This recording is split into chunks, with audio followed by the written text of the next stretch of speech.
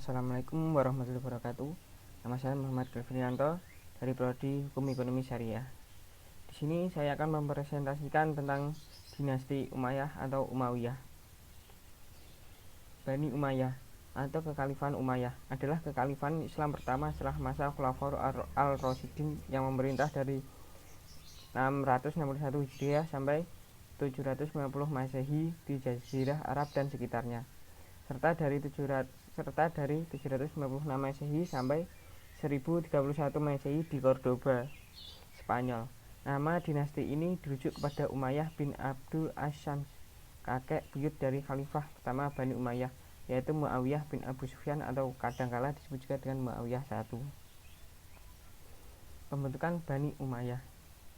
Kontroversi penggantian Khalifah Ali kepada Muawiyah bin Abu Sufyan mengundang beberapa peristiwa pahit yang disebut dengan lembaran hitam sejarah Islam. Muawiyah melalui tahkim telah terangkat menjadi khalifah yang tidak resmi, sedangkan Ali turun dari kedudukan khalifah secara tidak resmi pula, sehingga terjadi dua kekuasaan khalifah, Ali di Irak dan Muawiyah di Damaskus. Terbunuhnya Ali digunakan menjadi titik berakhirnya kekhalifahan Bani Hashim tersebut, namun kedudukan khalifah dijabat oleh anaknya Hasan. Kedudukan Hasan sebagai khalifah mempunyai kerapuan disebabkan Hasan tidak punya kemampuan setara dengan Ali bin Abi Thalib. Kelemahan Hasan ini dimanfaatkan oleh Muawiyah untuk mengamankan posisinya sebagai khalifah dengan tawaran-tawaran dan diplomasi. Akhirnya Hasan bersedia mengundurkan diri dari jabatan kekhalifahan bila Muawiyah mau menerima syarat-syarat yang dijanjikan. Bagi Muawiyah, syarat-syarat seberat apapun tidak perlu dipertimbangkannya. Ia bersedia menjanjikan apa saja, misalkan Hasan bersedia mengundurkan diri dari kekhalifahan yang dituangkan dalam perjanjian. Perjanjian ini membawa dampak positif dalam sejarah Islam dengan kembalinya umat Islam dalam satu kepemimpinan. Tahun itu dikenal dalam sejarah sebagai Tahun Persatuan atau Am al-Jamaah. Dalam panggung sejarah, dinasti Umayyah ini bertahan selama 90 tahun dengan 14 khalifah. Semuanya diangkat berdasarkan keturunan Bani Umayyah. Pada masa pemerintahan dinasti Bani Umayyah, ini terkenal dengan perubahan sistem pemerintahan dari baiat ke sistem kerajaan. Dan Muawiyah juga menganut kebijakan yang kuat.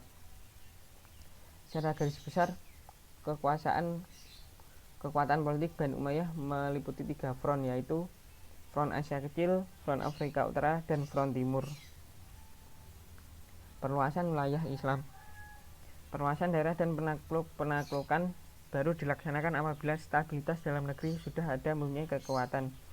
Perluasan wilayah ini banyak dilakukan oleh khalifah dinasti Bani Umayyah, terutama pada masa pemerintahan Khalifah Abdul Malik, Khalifah Al-Wahid, dan sedikit pada masa Khalifah Sulaiman. Dalam masa-masa khalifah inilah terlaksana perluasan dan penaklukan yang gemilang. Perluasan kekuatan politik yang dilakukan dinasti Umayyah meliputi 3 front yang terpenting, yaitu yang pertama Front Asia Kecil, yaitu pertempuran melawan bangsa Romawi di Asia Kecil, termasuk padanya pengepungan terhadap Konstantinopel dan penyerangan beberapa pulau di Laut Tengah. Yang kedua, Afrika Timur. Front ini sampai ke pantai Atlantik, kemudian menyeberang ke Selat Jabal Tariq dan sampai ke Spanyol. Kedua front ini dinamakan Front Barat. Dan terakhir, Front Timur. Front ini meluas dan terbagi kepada 2 cabang. Yang satu menuju ke utara ke daerah-daerah di seberang Sungai Jihun, kemudian cabang kedua menuju ke selatan melalui daerah Sind. Masa keemasan. Masa kekhalifahan Bani Umayyah hanya berumur 90 tahun, yaitu dimulai pada masa kekuasaan Muawiyah bin Abu Sufyan, yaitu setelah terbunuhnya Ali bin Abi Thalib. Dan kemudian orang-orang Madinah membaiat Hasan bin Ali, namun Hasan bin Ali menyerahkan jabatan kekhalifahan ini kepada Muawiyah bin Abu Sufyan dalam rangka mendamaikan kaum muslimin yang pada masa itu sedang dilanda bermacam fitnah yang dimulai sejak terbunuhnya Utsman bin Affan, pertempuran Siffin, perang Jamal, dan pengkhianatan dari orang-orang Khawarij dan Syiah, dan terakhir terbunuhnya Ali bin Abi Thalib. Pada masa Muawiyah bin Abu Sufyan, perluasan wilayah yang terhenti pada masa Khalifah Utsman bin Affan dan Ali bin Abi Thalib dilanjutkan kembali, dimulai dengan menaklukkan Tunisia, kemudian ekspansi ke sebelah timur dengan menguasai daerah Khurasan sampai ke Sungai Oxus dan Afghanistan, sampai ke Kabul. Sedangkan angkatan lautnya telah mulai melakukan serangan-serangan ke ibu kota Bizantium, Konstantinopel. Sedangkan ekspansi ke timur ini kemudian terus dilanjutkan kembali pada masa Khalifah Abdul Malik bin Marwan. Ekspansi ke barat secara besar-besaran dilanjutkan di zaman Al-Walid bin Abdul Malik. Masa pemerintahan Al-Walid adalah masa ketentraman, kemakmuran, dan ketertiban.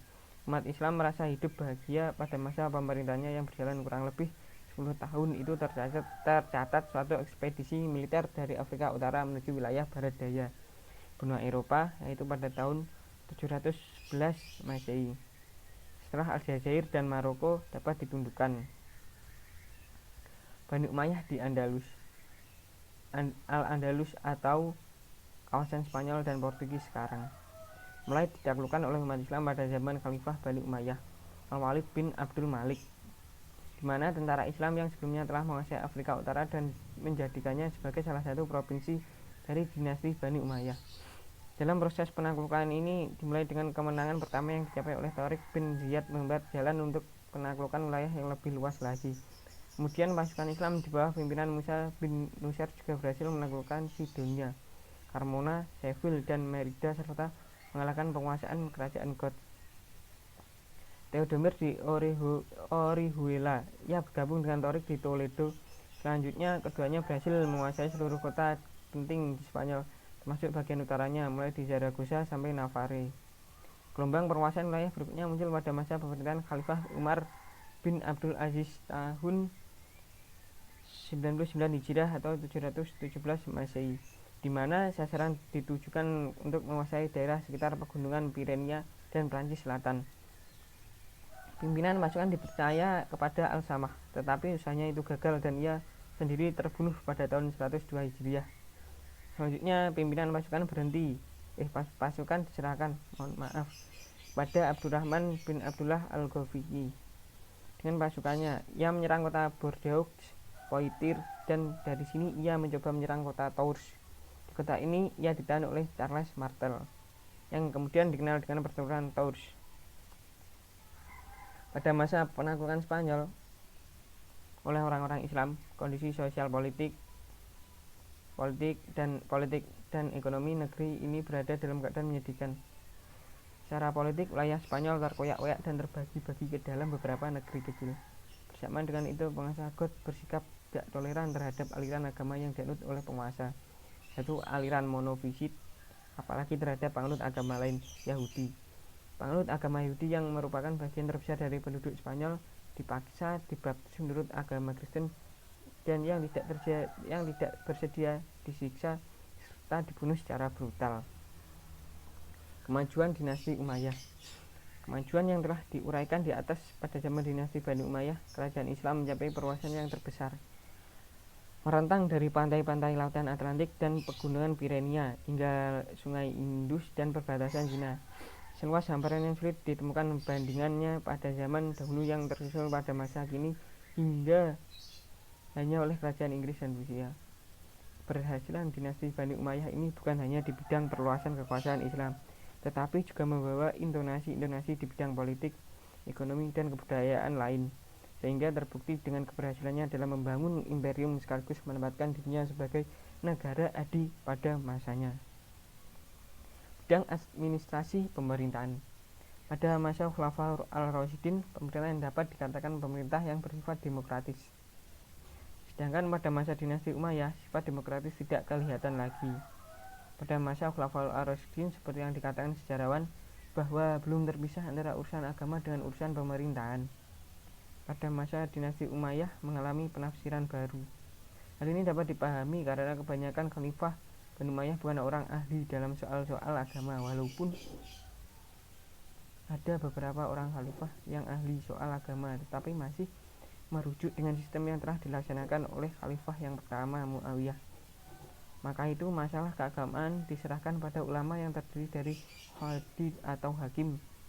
Pada umumnya para qadhi atau hakim tersebut Al-Quran dan hadis Nabi sebagai sumber pertama.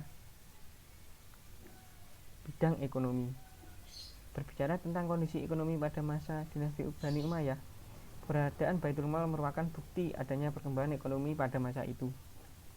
Eksistensi Baitul Mal pada masa dinasti Bani Umayyah sangat berperan sekali disebabkan penaklukan yang dilakukan sangat luas sekali, ke barat sampai ke Afrika Utara, Andalusia, dan ke timur sampai ke India dan perbatasan Cina. Daerah ini ditaklukkan terkenal dengan kekayaan dan kesuburan tanahnya. Khalifah dan para pejabat negara serta militer waktu itu banyak memperoleh harta rampasan perang, tanah-tanah yang subur dari tuan-tuan tanah besar Bizantium yang telah melarikan diri bersama tentara kerajaan yang telah dilumpuhkan. Pemerintah memperoleh pajak-pajak dari daerah yang telah ditaklukkan tersebut. Pemasukan keuangan negara berupa kharaj, jizyah, usyur, zakat, dan lainnya. Ada tanah diolah dengan memakai tenaga buruh dari para petani. Ini termasuk sumber pemasukan pokok keuangan negara. Sistem sewa atau leases ini ditirukan dari sistem Empitiusis dari Bizantium. Sistem ini dikenal dengan sebutan Khatasi dan Sawafi.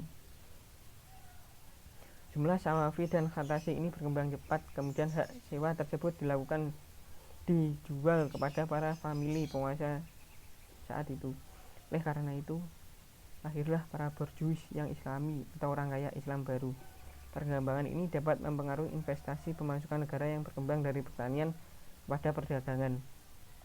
Kondisi seperti ini akan berpengaruh besar dalam perekonomian rakyat dan negara. Melihat kondisi perekonomian yang demikian, dapat dikatakan bahwa perekonomian pada saat itu sangat baik dan maju. Hal ini seperti dikatakan oleh Philip Kahiti. Bidang politik kenegaraan. Realitas sejarah mengatakan bahwa selama 91 tahun kekuasaan Bani Umayyah telah memantapkan kedudukan negara Islam sebagai negara adikuasa yang merupakan pelanjut dari kekuasaan Nabi Muhammad dan Khulafaur Rasyidin. Bentuk dasar negara Islam tidak disangsikan telah ditetapkan oleh Umar yang membangunnya di atas fondasi yang diletakkan Muhammad, tetapi sebagian strukturnya masih diciptakan dan dikembangkan, dan ini telah berlangsung di bawah pemerintahan dinasti Umayyah. Sedangkan peristiwa paling penting dalam bidang politik kenegaraan yang terjadi pada masa pemerintahan Bani Umayyah yang merupakan titik pangkal kemajuan selanjutnya adalah peristiwa yang dikenal dengan Tahun Persatuan Umat Islam atau Amul Jamaah. Amul Jamaah adalah bersatunya umat Islam kepada kekuasaan Muawiyah, sehingga peristiwa ini merupakan pembuka jalan untuk menyusun kekuasaan baru umat Islam setelah terjadi perpecahan antara Ali dan Muawiyah. Sistem politik kenegaraan Bani Umayyah. Sistem politik pada Daulah Bani Umayyah merupakan kombinasi antara sistem Islam dengan sistem Bizantium Persia. Sistem kombinasi ini ternyata membawa kemajuan Islam. Prestasi yang dicapai Bani Umayyah dapat dikatakan sebagai kemampuannya dalam menanamkan dan memadukan chauvinisme dan militerisme dalam aspek pemerintahan. Kecakapan dalam politik dan militer adalah sangat luar biasa. Dengan demikian, politik dan strategi yang diterapkan oleh pendiri Daulah Umayyah Muawiyah memberikan masukan yang besar dalam penguasaan wilayah-wilayah baru seperti tersebut di atas. Yang menjadi catatan sejarah adalah berubahnya sistem pemerintahan dari sistem baiat formatur menjadi bentuk kerajaan. Selanjutnya, dari sisi kekuasaan, Khalifah pemerintah Bani Umayyah ini sedikit berbeda dengan masa Khulafaur Ar-Rasyidin, di mana ada pemisah antara urusan agama dengan urusan pemerintahan. Faktor pendukung kemajuan Bani Umayyah. Faktor-faktor yang menjadikan Islam menjadi negara besar di masa pemerintahan Bani Umayyah adalah sebagai berikut. Yang pertama, faktor internal, faktor yang timbul dari dalam diri sebagai negara Islam yang meliputi luasnya wilayah, kekuasaan militer, dan ekonomi dan politik. Yang kedua, faktor eksternal, faktor dari luar yang menjadikan negara Islam menjadi Islam besar di masa pemerintahan Bani Umayyah adalah sebagai berikut. Yang pertama, kelemahan dan kemunduran kekuasaan akibat hancurnya negara Persia dan terporsirnya Bizantium. Akibat peperangan kedua negara secara terus-menerus, barang tentu akan membawa pengorbanan dan kerugian yang besar bagi kedua belah pihak, baik aspek militer, ekonomi, dan sosial kemasyarakatan. Yang kedua, timbulnya kebencian orang-orang daerah jajahan Bizantium akibat sikap dan melakukan semena-mena zalim pihak penjajah terhadap orang terjajah. Maksudnya Islam ke daerah-daerah tersebut bekas jajahan Bizantium dan Persia. Mereka seakan memperoleh angin segar sebagai sikap kompensasi dari pemerintahan lama. Konflik politik masa Bani Umayyah. Adapun konflik pada masa Bani Umayyah diantaranya yaitu yang pertama, perlawanan kaum Khawarij. Sebagaimana diketahui bahwa kaum Khawarij adalah pengikut Ali bin Abi Thalib yang meninggalkan barisannya karena tidak setuju dengan sikap Ali dalam menerima tahkim sebagai jalan untuk menyelesaikan persengketaan kekhalifahan dengan Muawiyah bin Abu Sufyan. Yang kedua, pembangkangan kaum Syiah. Golongan Syiah adalah pengikut setia Ali bin Abi Thalib yang berkeyakinan bahwa Ali lah sebenarnya yang harus atau berhak menggantikan Nabi Muhammad untuk menjadi khalifah umat Islam. Yang ketiga, perlawanan Abdullah bin Zubair. Abdullah bin Zubair lahir di Madinah. Dia adalah anak yang pertama dilahirkan dalam kalangan kaum muhajirin di Madinah. Ia keturunan orang mulia, baik dari pihak bapaknya maupun dari pihak ibunya. Bapaknya adalah Zubair ibnu Awam, salah seorang pahlawan terkenal di Jazirah Arab. Ibunya seorang perempuan terkenal bijak, fasih dan teguh hati. Kakek dari pihak ibunya, yaitu Abu Bakar, ia dipungut Aisyah, istri Rasul dan hidup bersama Rasulullah yang paling mulia dan agung sepanjang sejarah. Faktor-faktor kemunduran dinasti Bani Umayyah. Faktor kemunduran pada masa dinasti Bani Umayyah antara lain yang pertama, diskriminasi rasial atau asabiyah kaumiyah. Sebagaimana diketahui bahwa dinasti Bani Umayyah mendasar pemerintahnya atas warna kearabian yang keras dan murni, sehingga persamaan hak antara kaum muslimin yang berkebangsaan Arab dengan non-Arab nyaris lenyap. Kekuasaan Islam yang telah dibangun oleh Rasulullah atas dasar persamaan dan persaudaraan telah ditinggalkan oleh pemerintahan dinasti Umayyah pada masa-masa akhir pemerintahan. Yang kedua, separatisme Arab Utara dan Arab Selatan. Pada masa pemerintahan dinasti Umayyah, kefanatikan kesukuan atau tribal spirit sebagai masalah lama muncul kembali dan hidup dengan subur. Suku-suku Arabia terbagi ke dalam dua kelompok, yaitu suku bangsa Arab Utara yang disebut Mudaya, suku Khais yang pada umumnya bertempat tinggal di Irak, dan suku bangsa Arab Utara yang disebut Mudariyah yang pada umumnya bertempat tinggal di Syria. Khalifah Bani Umayyah mendukung salah satu kelompok bangsa Arab tersebut. Menurut mana yang cocok bagi mereka, kebijaksanaan ini mengguncangkan seluruh wilayah kekuasaan dinasti Bani Umayyah ke dalam rangkaian pertikaian atau pertengkaran berdarah di antara kedua kelompok tersebut. Yang ketiga, persaingan jabatan khalifah. Karena tidak adanya undang-undang yang menentukan dan memberi kepastian mengenai hak pergantian khalifah, maka kedudukan dinasti Umayyah lebih diperlemah lagi. Sedangkan kalau diingat bahwa dukungan dari salah satu suku merupakan faktor yang sangat menentukan yang akan menjadi khalifah. Yang keempat, dekadensi dan demoralisasi khalifah.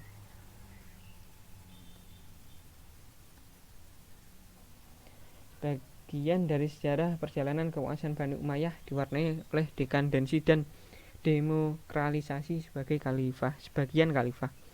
Diceritakan bahwa Yazid Ibnu Abdul Malik adalah seorang yang buruk akhlaknya, yang lebih banyak menggunakan waktunya untuk berfoya-foya, minum minuman keras, bercanda dan berjumpa dengan dayang-dayangnya daripada mengurusi pemerintahannya. Yang terakhir, gerakan Bani Abbas dan penyerbuannya terhadap dinasti Bani Umayyah. Ketika Umar bin Abdul Aziz menjabat sebagai khalifah, waktu itulah disusun secara diam-diam propaganda untuk menegakkan dinasti Abbasiyah. Sikap toleransi Umar ibnu Abdul Aziz dalam pemerintah menyebabkan suburnya propaganda tersebut. Pelopor gerakan ini adalah Ali ibnu Abdillah bin ibnu Abdul Abbas dan putranya yang bernama Muhammad ibnu Ali. Sekian dari saya. Apabila ada kesalahan kata atau kurang lengkap, mohon dimaafkan. Wassalamualaikum warahmatullahi wabarakatuh.